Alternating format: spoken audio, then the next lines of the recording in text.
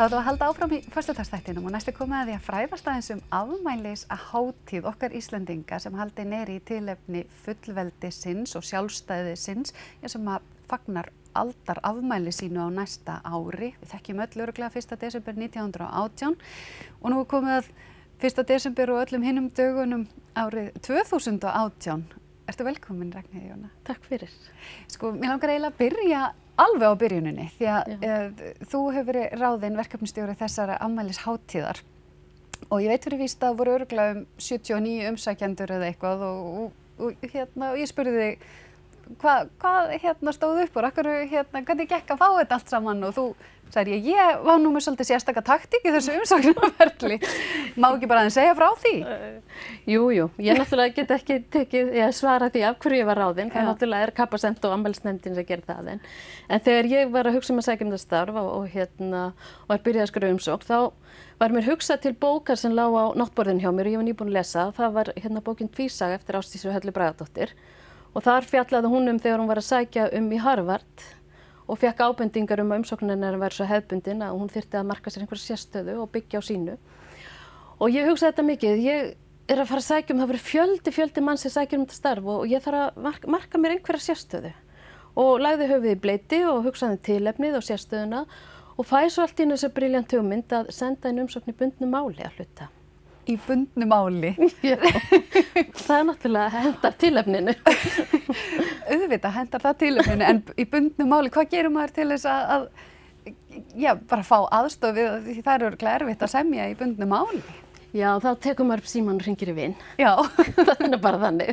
Og ég tók símann og hringdi í vin og sagði hann frá hugmynd minni og hann hélt að þetta væri alveg framkvæmanlegt og hvað viltu að komi fram og ég sendi honum þessi drög sem ég var komið með og mínar hugmyndir og hann skellti nokkra vísur sem fóru í umsóknina og allavegna var það til þess að afmælisnefndin, hún las umsóknina og fekk einhvern áhuga á henni. Mér finnst þetta algjörlega frábært og kannski eitthvað sem við ættum að hugsa þegar við erum að pæla í svona, hvað er sérstakt mig og hvernig get ég látið mig standa upp úr fjöldunum, en er ekki hægt að fá dæmi brot úr vísu í þessu samhengi?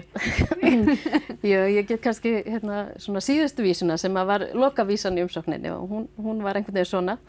Að vinna fyrir þjóð og þing er það sem gerir Íslending, stoltan yfir land og líð, að lokum ykkur kraftabíð, stígja fram starfið bið, styðja við sjálfstæðisafmælið.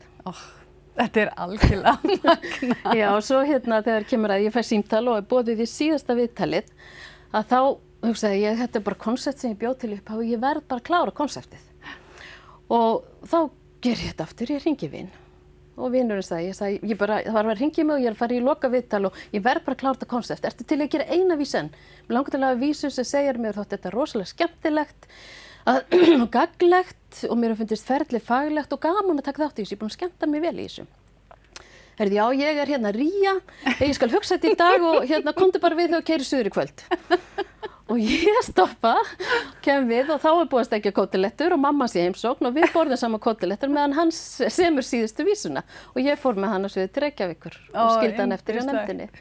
Og nú er þetta ár bara framundan sem að þú slóst í tóninn svona til að byrja með og hvernig, kannski bara uppalega, hvers vegna ætlaði að skipta svona miklu máli að halda upp á þetta afmæli okkar? Já, það skiptir náttúrulega máli að við munum og vitum hvernig við öðluðumst fullveldi og sjálfstæði og við þekkjum söguna og við þurfum líka að skilja af hverju þetta skiptir máli í dag og hvaða máli þetta skiptir til framtíðar. Þannig við viljum svolítið líta á fullveldishugtakið, ekki bara 1918, heldur líka hverju skiptir þetta okkur í dag og hverju mun þetta skipta okkur til framtíðar. Og við viljum svolítið að sitja eftir að fólk þekki söguna og það geti litið til framtíðar stolt og unnið og við séum stolt af okkar fullveldi og sjálfstæði og munum halda því. Þannig að þetta blanda af hátíð og svolítið svona sjálfskoðun bæði til fortíðar, nútíðar og framtíðar. Já, það má eiginlega segja það. Þetta sé svona svolítið skemmtileg blanda og hægt að vinna með þetta á sér fjölbreyttan hátt. Og þetta vonast til þess að sem flestir munu taka þátt og sem flestir munu vera virkir þáttakendur í þessu afmælisári. Og við viljum náttúrulega að sem flest svið þjóðfélagsins taki líka þátt. Við viljum skoða söfnin, við skólan, öll skólastigin, rannsóknarstofnanir, háskóla og öll skólastigin. Þannig við viljum raun og vera ná sem breiðastri þáttöku landsmanna. ykkur stærstu punktar sem standa upp og nú þegar sem búið að ákveða að verði á árinu sjálfu? Já, í þingsályktuninni sem að við vinnum eftir, þar er talað að 18.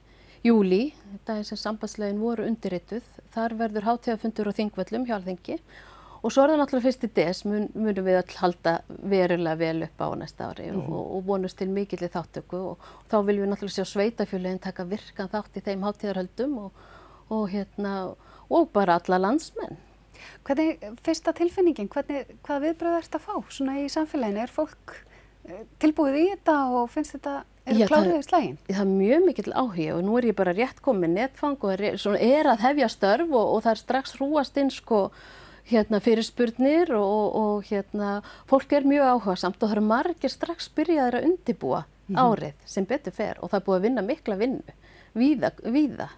Ég sé það alveg á þér að þú ert rosalega spennt fyrir þessu verkefni. Já, ég held að þetta verður rosalega gaman.